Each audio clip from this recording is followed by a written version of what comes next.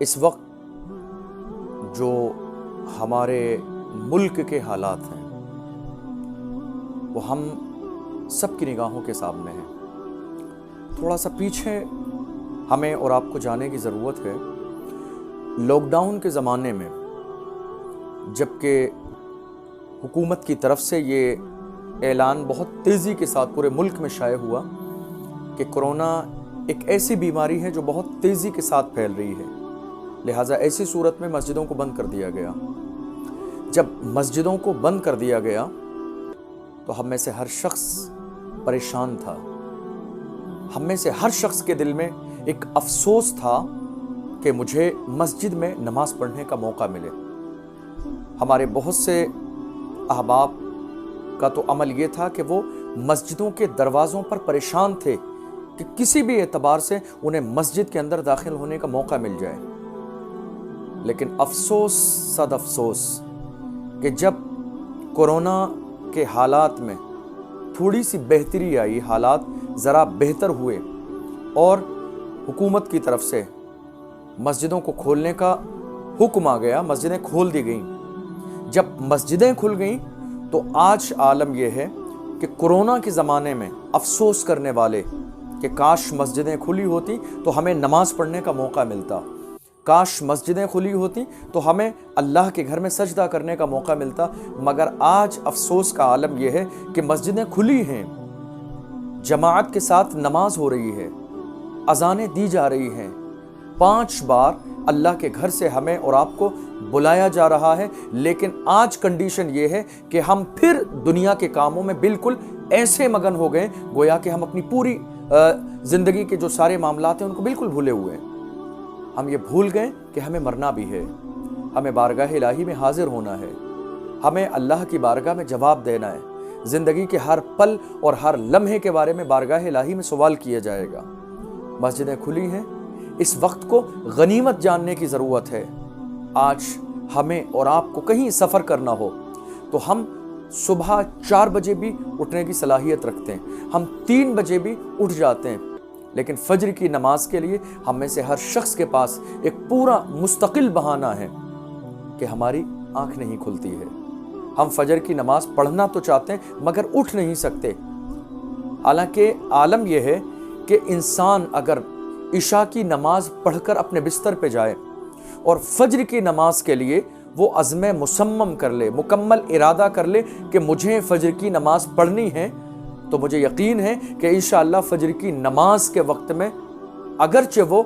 اپنے فون میں alarm set نہیں بھی کرے پھر بھی انشاءاللہ اس کی آنکھ کھل جائے گی، چونکہ جو اس کا عزم ہے، جو اس کا ارادہ ہے، انشاءاللہ اس ارادے کی بنیاد پر اس کو فجر کی نماز ضرور پڑھنے کا موقع ملے گا۔ اللہ کے رسول صلی اللہ علیہ وسلم فرماتے ہیں، اے لوگوں عشاء کی نماز پڑھ کر سویا کرو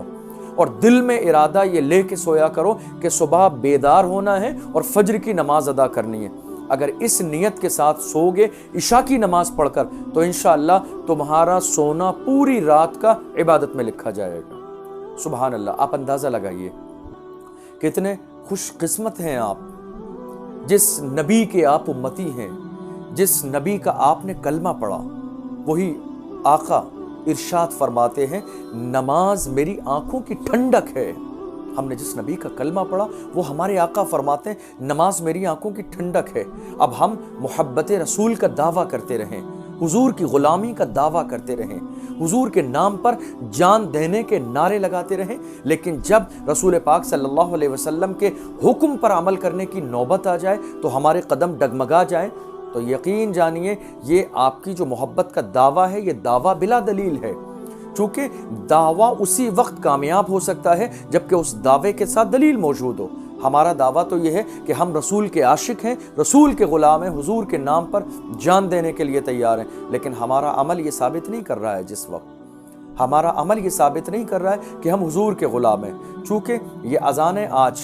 آج اذان اللہ اکبر، ہم مسلم بستی میں رہتے ہیں، ہماری مسجدوں میں اذانیں ہوتی ہیں، ہمارے گھروں تک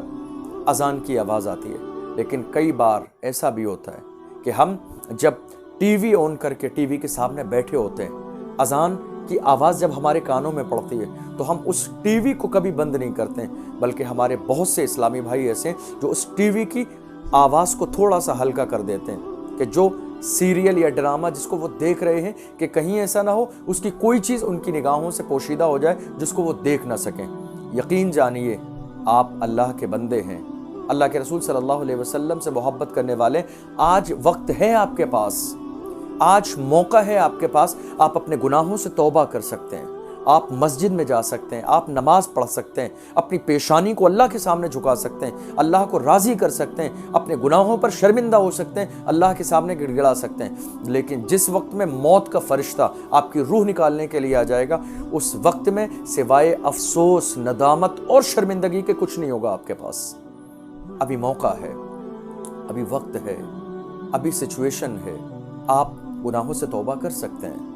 آپ اپنے گناہوں پر شرمندہ ہو سکتے ہیں، آپ اپنی زندگی کو اللہ کی رضا کے لیے لگا سکتے ہیں۔ اسلام یہ نہیں کہتا ہے آپ کاروبار بند کر دیجئے، آپ ریلیشن کو ختم کر دیجئے، دوست و احباب سے ملنا بند کر دیجئے۔ اسلام کا بالکل یہ نظریہ نہیں ہے۔ اسلام کے اندر ایک مستقل باب ہے رشتہ داروں کی محبت کا، یتیموں سے محبت کا، بیواؤں سے محبت کا، غریبوں سے محبت کا، ماں باپ کے حقوق کا، بیوی کے حقوق کا، بہن اور بھائی کے حقوق کا ایک مستقل باب مذہب اسلام میں ہے۔ ان تمام چیزوں کی اسلام میں گنجائش ہے، لیکن ان تمام کے حقوق ادا کرتے کرتے خیال رہے کہ کہیں آپ اللہ کے حقوق سے غافل نہ ہو جائیں،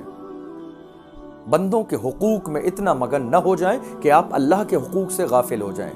چونکہ آپ اللہ کے حقوق سے غافل ہو جائیں گے تو یاد رکھیے زندگی کا مالک وہی ہے، وہی مالک ہے ہماری زندگی کا، عزت کا مالک وہی ہے، پوری کائنات کو پیدا کرنے والی اسی کی ذات ہے۔ افسوس تو یہ ہے کہ آج ہم کاروبار کے لیے نماز تو چھوڑ دیتے ہیں، لیکن کاش کہ ہماری زندگی میں کبھی ایسا ہوتا، کاش کہ ہماری زندگی میں کبھی ایسا ہوتا کہ ہم نماز کے لیے کاروبار کو چھوڑ دیتے، کاش کہ ہماری زندگی میں کبھی ایسا ہوتا کہ ہم نماز کے وقت آنے پر اپنی دکان کو لاک کر دیتے، کاش کہ ہماری زندگی میں ایسا ہوتا کہ ہم اذان کی آواز اپنے کانوں میں آنے پر اپنی شاپ کو لاک کر دیتے۔ جس وقت ہمارا یہ مزاج ہو جائے گا یقیناً وہ ہماری کامیابی کا پہلا دن ہوگا، اس لیے کہ جو رزق ہمیں ملنا ہے، اللہ نے جو ہمارے لیے مقدر فرما دیا ہے وہ ہمیں ملنا ہے۔ ایسا نہیں ہے کہ ہم نماز کے وقت میں کاروبار کرتے رہیں تو زیادہ مل جائے گا، نہیں، بلکہ جو لوگ نمازوں کو چھوڑ کر اللہ کو ناراض کر کے کاروبار کرنے کی کوشش کرتے ہیں ان کے کاروبار میں خیر و برکت نہیں ہوتی ہے۔ لاک ڈاؤن کا زمانہ تو گزر گیا، حالات کچھ بہتر ہیں، یہ اللہ کا کرم ہے۔ پورے ملک میں جو پریشانی آئی، کورونا کے حالات ہوئے، بارش کا عذاب بہت سارے علاقوں میں ہمارے ملک میں ہے، سیلاب سے بہت سارے لوگ پریشان ہیں، بادل کے پھٹنے کی وجہ سے بہت سارے ہمارے بھائی پریشان ہیں۔ آپ کوشش کیجئے کہ آپ اللہ کو راضی کرنے میں لگ جائیں، آپ کوشش کیجئے کہ اپنے وقت کو تقسیم کر لیں، ڈیوائڈ کر لیں آپ اپنے وقت کو، کہ کتنا وقت آپ کو کام میں گزارنا ہے اور کتنا وقت اللہ کو راضی کرنے میں گزارنا ہے۔ چونکہ یہ دنیا کی دولت، یہ مال، یہ شہرتیں، یہ عزتیں، یہ تمام چیزیں یہی رہ جانی ہیں، کوئی چیز ہمارے ساتھ نہیں جانی ہے۔ ہزاروں کورونا کے زمانے میں جنازے ہمارے ان کاندھوں سے گزر کے چلے گئے، کیا ہمیں پھر بھی احساس نہیں ہوتا ہے؟ بارش کے دنوں میں ذرا قبرستان کا جا کے چکر لگائیے، تب آپ کو اندازہ ہوگا کیا عالم ہے۔ آج تو انسان اپنے جسم پر اتراتا ہے، اپنی باڈی پر اتراتا ہے، اپنے کپڑوں پر اتراتا ہے، اپنے لباس پر اتراتا ہے، اپنے کھانے اور پینے پر اتراتا ہے، اپنی بلڈنگ پر اتراتا ہے، اپنی دولت پر، اپنے حسن و جمال پر اتراتا ہے۔ لیکن اندازہ لگائیے قرآن کا اعلان کیا ہے، منہا خلقناکم وفیہا نعیدکم ومنہا نخرجکم تارۃ اخری، کہ ہم نے تمہیں اسی مٹی سے پیدا کیا، اسی مٹی میں جانا ہے اور قیامت کے دن اسی مٹی سے دوبارہ تمہیں اٹھنا ہے، دوبارہ زندہ کیا جائے گا۔ ہماری یہ زندگی، یہ شہرتیں، یہ عزتیں ایک محدود وقت تک ہیں، اور اس کے بعد ہم تمام کو جو آباد کرنا ہے وہ قبرستان کو آباد کرنا ہے، وہاں جانا ہے۔ ہماری قبر اوپر سے سنگ مرمر تو لگایا جا سکتا ہے، بہت زیادہ ڈیکوریشن کیا جا سکتا ہے، بہت زیادہ قبر کے ارد گرد روشنی کی جا سکتی ہے، لیکن قبر کے اندر جو روشنی ہے وہ ہماری لائٹ سے نہیں ہوگی، چونکہ یہ عالم دنیا ہے، یہ دنیا ہے، وہ عالم برزخ ہے، عالم آخرت ہے، وہاں کے سارے معاملات بالکل الگ ہیں، ہماری یہاں کی کوئی چیز وہاں کام نہیں آئے گی۔